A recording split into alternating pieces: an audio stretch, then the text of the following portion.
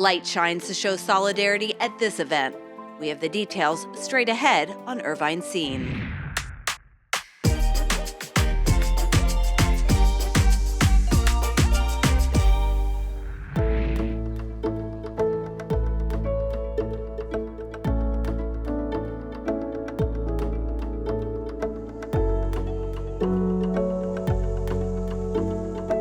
Shine the Light is a walking vigil taking place at Heritage Park.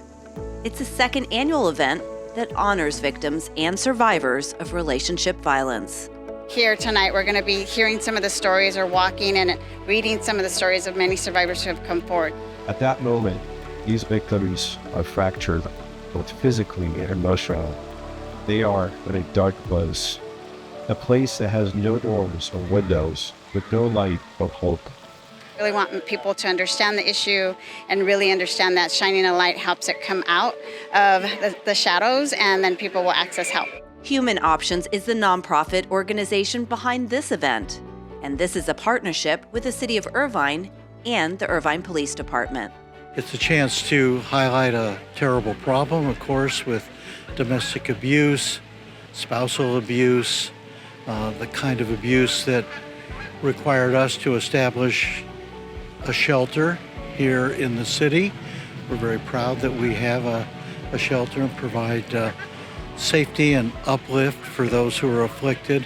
The difference that one person can make is really making sure that somebody feels like there's hope and that they're connected to somebody else in the community. I remember when Human Options first approached the city of Irvine, and I was just introduced to what is a remarkable organization that has through the years systematically helped so many people and families in need, provided safety, security, a chance for social uplift, and for people to transition.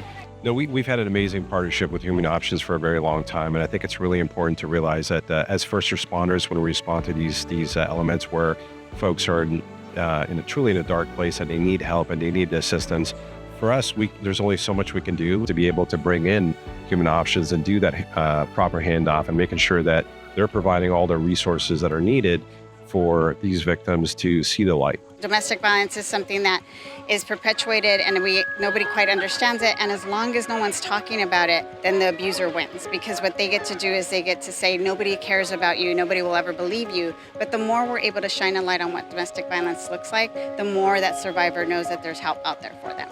October is Domestic Violence Awareness Month, so the color purple holds special meaning.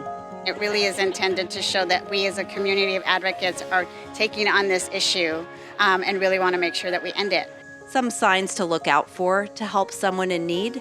Sometimes you may actually see the abuser maybe degrading someone or making snide comments. That might be something to kind of monitor. I would say what you could do in order to help is to go to your friend, go to your sister, go to your mother, whoever it is that's experiencing them, and tell them you're concerned about them.